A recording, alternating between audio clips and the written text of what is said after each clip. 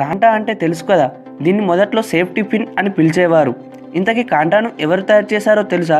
Walter hunt అనే వ్యక్తి కనిపెట్టాడు. ఈ కాంటాతో పాటు పెన్ను, కత్తికి పదును పెట్టే సాధనం, స్పిన్నర్ మొదలైన వాటిని వాల్టర్ హంట్ తయారు చేశాడు. ఇతను ఇలాంటి చిన్న చిన్న వస్తువులను కనిపెట్టడంలో ఫేమస్. అయితే ఎందుకు తయారు చేసేవాడో తెలుసా? అతనికి చాలా అప్పులు ఉన్నాయని ఆ అప్పు తీర్చేందుకు కొత్త కొత్త వస్తువులు తయారు చేసేవాడట. వాల్టర్ హంట్ ఈ కాంటాను వైర్తో తయారు చేసేవాడు. అయితే తన భార్య డ్రెస్ బటన్ ఊడిపోతే ఈ కాంటాని తయారు చేశాడట. అలాంటి కాంటాని ఇప్పుడు చెవులు, దంతాలను శుభ్రపరచడం నుంచి అనేక రకాలుగా ఉపయోగిస్తున్నాం. మనం ఊపిరి తీసుకుంటున్నప్పుడు కానీ వదిలేస్తున్నప్పుడు కానీ మోస్ట్ ఆఫ్ ది ఎయిర్ మన ముక్కులోని ఒక రంధ్రం ద్వారానే జరుగుతుంది.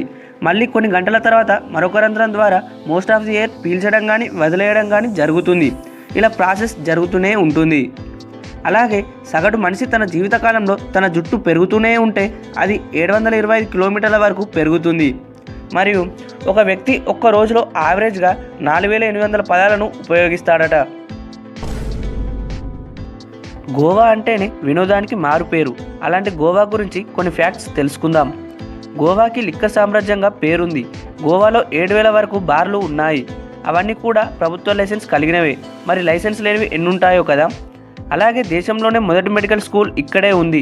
18వ శతాబ్దంలోనే పోర్చుగీసుల పాలనలో ఇక్కడ మెడికల్ స్కూల్ కట్టడం జరిగింది. మన ఆసియాలోనే ఏకైక నేవల్ ఏవియేషన్ మ్యూజియం గోవాలో ఉంది. ఇలాంటివి దేశంలో 6 ఉన్నాయి, కానీ అన్నింటిలో మొదటిది ఇదే. అత్యధిక ఆదాయం కలిగిన రాష్ట్రం కూడా గోవానే. అలాగే గోవాలో 2 వీలర్ రైడ్స్, సైకిల్ రైడ్స్ చాలా ఫేమస్. అక్కడికి వెళ్ళిన వారు తప్పకుండా ఈ రైడ్స్ని ఎంజాయ్ చేస్తారు. మొట్టమొదటి ఇంగ్లీష్ మీడియం స్కూల్ ప్రారంభించింది గోవాలోనే. అంతేకాదు గోవాలో 30% అడవులే ఉంటాయి. అక్కడ కొబ్బరి చెట్లు ఎక్కువగా కనిపిస్తాయి. ఇప్పుడు కాజల్ అగర్వాల్ గురించి కొన్ని ఫ్యాక్ట్స్ తెలుసుకుందాం. కాజల్ కాలేజీలో ఉన్నప్పుడే మోడలింగ్ కెరీర్ని స్టార్ట్ చేసింది. అలాగే కాజల్ డెబ్యూ మూవీ 2004లో క్యూన్ హో గయానా అనే సినిమాలో నటించింది. తెలుగులో తొలి మూవీ లక్ష్మీ కళ్యాణం అయిన చందమామ మూవీతో హిట్ కొట్టి మగధీర మూవీతో స్టార్ హీరోయిన్గా మారింది. ఇక తమిళ్లో సరోజ తొలి మూవీ అయిన విజయ్తో నటించిన తుపాకీ మూవీతో హిట్ కొట్టింది. కాజల్ మగధీర మరియు సర్దార్ గబ్బర్ సింగ్ ఈ 2 సినిమాల్లో రాయల్ ప్రిన్సెస్గా యాక్ట్ చేసింది. 2012లో సెలబ్రిటీ క్రికెట్ లీగ్ బ్రాండ్ అంబాసిడర్గా, 2013లో పానాసోనిక్ మరియు ఆయిల్ బ్రాండ్ డాబర్ ఆమ్లా అంబాసిడర్గా, 2020లో ప్రియా గోల్డ్ ఆయిల్ అంబాసిడర్గా, ఇలా ఎన్నో వాటికి బ్రాండ్ అంబాసిడర్గా కాజల్ ఉంది.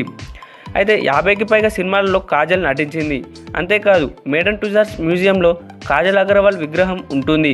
ఈ మ్యూజియంలో స్థానం సంపాదించిన తొలి సౌత్ ఇండియన్ హీరోయిన్గా కాజల్ రికార్డు సృష్టించింది. కాజల్ అగర్వాల్ ఫిలిం ఇండస్ట్రీలో మొత్తం 16 అవార్డులను గెలుచుకుంది.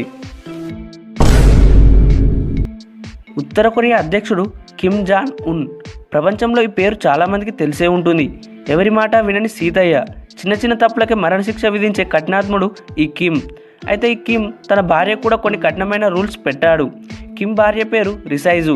ఈమె పెళ్ళైన తర్వాత తన పేరును ఎవరికి తెలియకుండా కిమ్ దాచిపెట్టాడు. రిసైజు గొప్ప సింగర్. ఈమెకు పాటలు పాడడం అన్నా, మ్యూజిక్ అన్నా చాలా ఇష్టం. వివాహం తర్వాత కిమ్ తను పాటలు పాడకూడదని కండిషన్ పెట్టాడు. కిమ్ భార్య పబ్లిక్లో కలవకూడదని, తన భర్తతో మాత్రమే బయటకు రావాలని, అంతేకాకుండా రిసైజు బర్త్డే రోజున కిమ్ తండ్రి తాతల విగ్రహాల వద్ద తప్పనిసరిగా నివాళులు అర్పించాలని కఠినమైన రూల్స్ పెట్టాడు. ఇంకా తన భార్య ప్రెగ్నెన్సీ టైంలో ఎవరికి కనబడకూడదని ఆదేశించాడు. ఇప్పటి వరకు కిమ్కి ఎంతమంది పిల్లలు ఉన్నారో అని కూడా ఎవరికి తెలియకపోవడం ఆశ్చర్యం. సుమ చేసే ప్రోగ్రాలలో క్యాష్ ఒక పాపులర్ షో అని చెప్పవచ్చు. క్యాష్ షోలో చాలా ట్విస్టులు ఉంటాయి. చాలా కేర్ఫుల్గా షోని నిర్వహిస్తారు. అయితే ఈ షోలో ఇచ్చే ప్రైజ్ మనీ నిజం కాదట. నిజంగానే వారు గెలిచిన డబ్బులు వారికి ఇవ్వరట. కానీ ఈ షోలో పాల్గొని గెలుచుకున్న గిఫ్టులను మాత్రం వారికే ఇచ్చేస్తారు. అలాగే ఈ షోలో హైలైట్ కావడానికి డబ్బులు చెల్లించి మరీ పార్టిసిపేట్ చేస్తారట. కానీ షోకి వచ్చే ఆడియన్స్కి ఫ్రీ ఎంట్రీ ఉంటుంది. ఇక ఈ షోలో ప్రతి ఎపిసోడ్లో కొన్ని వస్తువులు పగిలిపోతుంటాయి కదా, అవి కొత్త వస్తువులు కాదట. పాత వస్తువులను కొత్త వాటిలా చూపించి వాటిని పగలగొడతారు. కానీ డీ లాంటి షోలో ఇచ్చే ప్రైజ్ మనీ మాత్రం నిజం.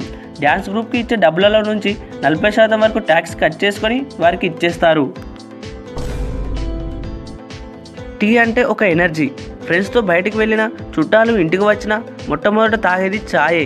అయితే టీ ఎక్కువ తాగడం వల్ల నిద్ర సమస్యలు ఉంటాయి. ఒకేసారి 2-3 కప్పులు తాగడం వల్ల కడుపు నొప్పి, తలనొప్పి, అజీర్ణం వంటి సమస్యలు వస్తాయి.